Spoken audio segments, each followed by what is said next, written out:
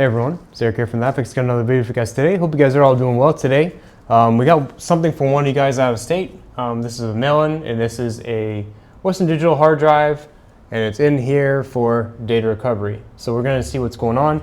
The customer removed it from the enclosure. They tried to plug it in, it just wouldn't power on, wouldn't spin up whatsoever. So we're going to see what's going on with it today. It is a smaller drive. It's a 500 gigabyte drive. It's a little bit older one because you can see it's that Western Digital green power hard drives by Western Digital. So let's go ahead, take a look at it. Since it's already out of the enclosure, I guess we can just go ahead and plug it in right away to our enclosure and see if we can see any type of symptoms. So I have this plugged in. Let's plug this in and let's see what we're getting. I don't feel any drive spin whatsoever. So let's go ahead and flip it over, and we don't see any light either. I'm gonna press the power button and it's just completely dead. Just nothing at all is showing up on the drive itself. It seems to be the same no matter what I do, if I plug it in or I don't plug it in, right? Just not spinning up, so nothing else is going on there. So the drive has no power whatsoever. It's not spinning up, so it's completely dead. Now this is a 3.5-inch mechanical drive, as we can see, so it usually goes in like a desktop, or it could be in one of those bigger enclosures. The drive has to connect to something, and if you can see here, the drive connects to this PCB here. You can see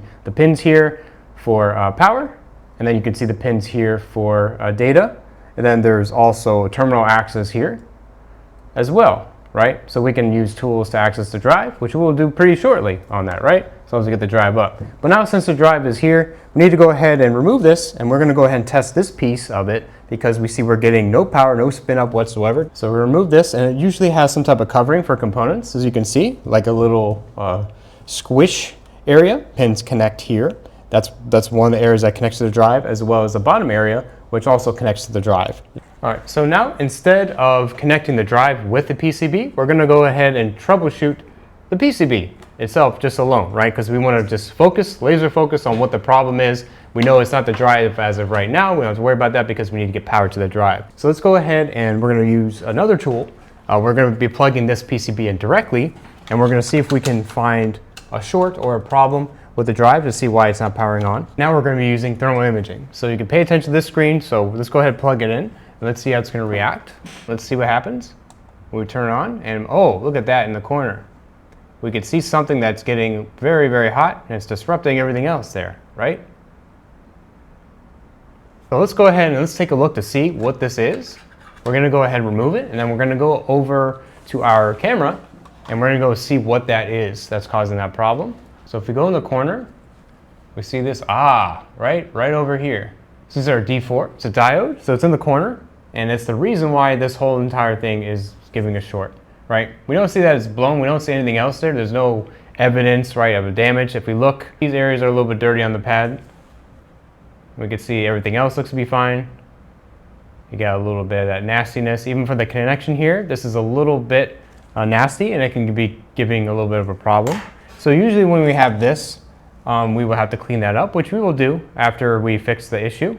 But it doesn't seem like there's an obvious burn right to this corner or a problem. It just shows that this has an issue. Now we know that that's the problem. So let's go ahead and let's take a look at another PCB, because we do have a donor one that's exactly the same and looks like that, because we have lots of drives. We're a data recovery center and we have lots of different donors available to us. So let's go ahead. You can even see over there as I plug this one in, and you'll see the difference on how it will look when you plug it in, what a healthy drive is supposed to look like. If I can get it to properly go in, and you could probably almost see it there. We'll switch over to the thermal cam, and we're going to turn it on. And you're going to see this. We can see that this is a very normal activity with a drive on how it's supposed to look like. Controller that typically gets warm, and other ICs. That's usually typically what you see there. Now let's go ahead and see if we can fix the PCB on. I'm going to put this one to the side there. We'll actually probably need it anyway because we have a problem in that corner. So we need to go ahead and fix that problem that's in that corner. So let's go back to our microscope. And what we need to do is just remove this one, right? Because it's in the corner. So we need to go ahead and remove it, and we're going to go ahead and swap it and replace it. All right.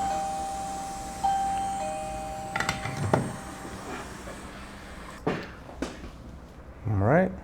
So you get the one out. All right. So we'll put this one in. This is from our other ones, our donor. There we go. Go right in there. Yep.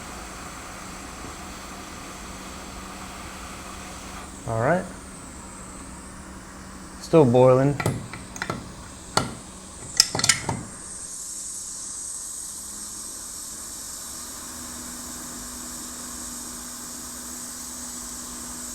All right, pull it back. PCB looks good. Everything looks good there. Let's let it cool off a little bit.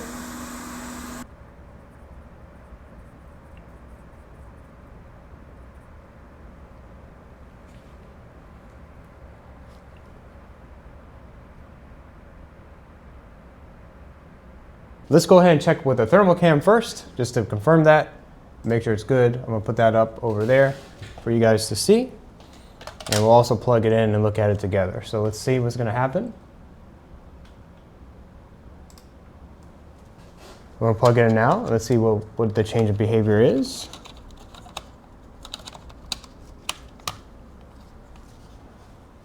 Plug it in, still slightly warm, huh? So if we plug it in now, and look, now we got normal thermal activity. That looks to be pretty good, right? So we have our PCB looking like the other PCB just because we removed the short.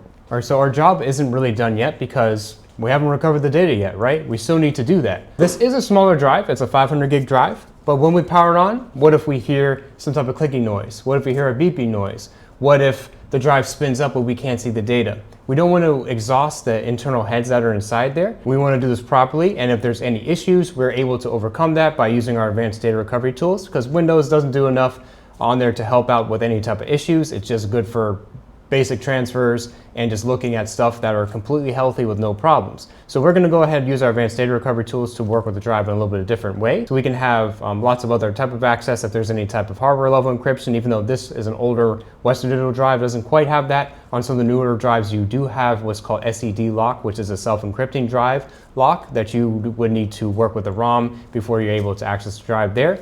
And we're also able to map the heads. We can disable heads if we need to do that. We have lots of cool stuff that's going on with that tool. So let's go ahead, let's put back the drive, and then let's go use our data recovery tools and recover the data.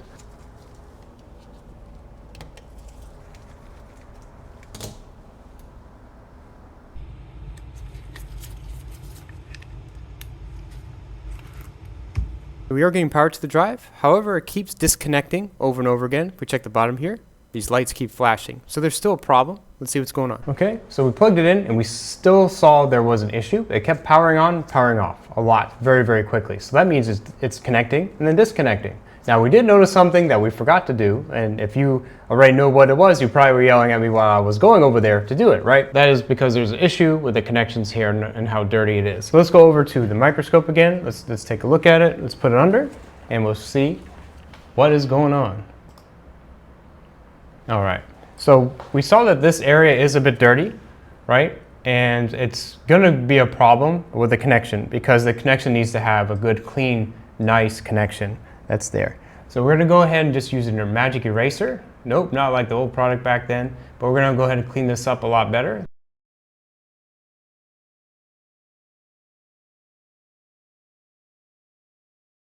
Okay, now that's a lot better, right? It's not perfect, but it's a lot better. It's shiny, and you can even see where the middle of the pin makes contact, but it's all clean now. So let's go ahead and try it now. Okay, so now we can see we're getting a different result now.